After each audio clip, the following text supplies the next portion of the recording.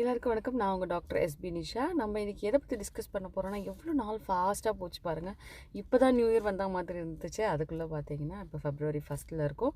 இந்த மந்தோட நம்ம ஒரு சில விஷயங்களை கரெக்டாக ஸ்ட்ரிக்டாக ஃபாலோ பண்ணலான்னு பார்த்தீங்கன்னா, பண சேமிப்பு. இதை பற்றி நம்ம நிறைய வாட்டி டிஸ்கஸ் பண்ணியிருக்கோம். ஏன்னா மன அமைதிக்கும் நிம்மதிக்கும் நம்மளோட ஹெல்த் இஷ்யூஸ்க்கும் முக்கியமான காரணம் பணமாக கருதப்படுது.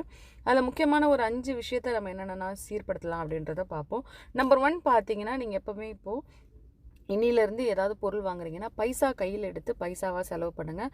அது உங்களோட கார்டு இல்லை டிஜிட்டல் பேமெண்ட்டை விட உங்களுக்கு அதுக்கான சேமிப்பை அதிகரிக்கும்னு நான் நம்புகிறேன். ஸோ தயவு செஞ்சு கட்டாயமாக நீங்கள் கையில் காசு எடுத்து அதை நீங்கள் செலவு பண்ண பழகுங்க. ரெண்டாவது விஷயம் பார்த்தீங்கன்னா, எந்த விஷயத்தையுமே கடன் வாங்கி செய்யாதீங்க. கடன் வாங்கி ஒரு பொருளை எமர்ஜென்சியாக செய்கிறதுன்றது ஒரு அவ்வளோ ஈஸியான ஒரு விஷயமும் கிடையாது. அது உங்களுக்கு மன நிம்மதியும் கண்டிப்பாக கொடுக்காது. ஸோ முக்கியமாக தவிர்க்க வேண்டியது கடன் வாங்கி சில பொருட்களை வாங்குவது. மூணாவது, மற்றவங்கள பார்த்து அவங்களுக்காக ஆடம்பரத்துக்காக எந்த பொருளும் வாங்காதீங்க. அது நமக்கு அவசியமற்றது. நமக்கு இது தேவையா, இந்த நேரத்துக்கு இது ஓகேவான்னு இருக்கிறத வச்சு சாட்டிஸ்ஃபைடாக பழகுங்க. நாலாவது விஷயம்னு பார்த்தீங்கன்னா, ஈஸியாக சும்மா இலவசமாக தராங்களேன்றதுக்காக சில பொருளை வாங்காதீங்க. நம்ம சூப்பர் மார்க்கெட் போவோம், ஒரு பொருளை வாங்க பார்ப்போம். இது பை ஒன் கெட் ஒன் ஆஃபர்னு ஒரு ஜார் அந்த மாதிரி ஏதாவது போட்டிருந்தாங்கன்னா அன்னெசரியாக நம்ம அதை வாங்குவோம்.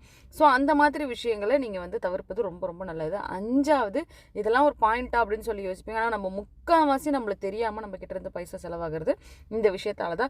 எமோஷ்னலாக செலவு பண்ணாதீங்க. நான் ரொம்ப ஹாப்பியாக இருக்கேன், ரொம்ப சேடாக இருக்கேன், இல்லை இந்த ஒரு ஃபங்க்ஷன் அந்த ஒரு ஃபங்க்ஷன் சொல்லிட்டு எமோஷ்னலி நீங்கள் மணி ஸ்பெண்டோட கனெக்ட் பண்ணி அன்னெசரியாக நீங்கள் இந்த ஆர்டர் போடுறது, இல்லை வெளியில் கூட்டிகிட்டு போய் எக்ஸ்பென்ஸாக செலவு பண்ணுறது, அன்னெசரியான பிளான் பண்ணுறது, இது எல்லாத்தையுமே நீங்கள் தவிர்ப்பது ரொம்ப ரொம்ப நல்லது.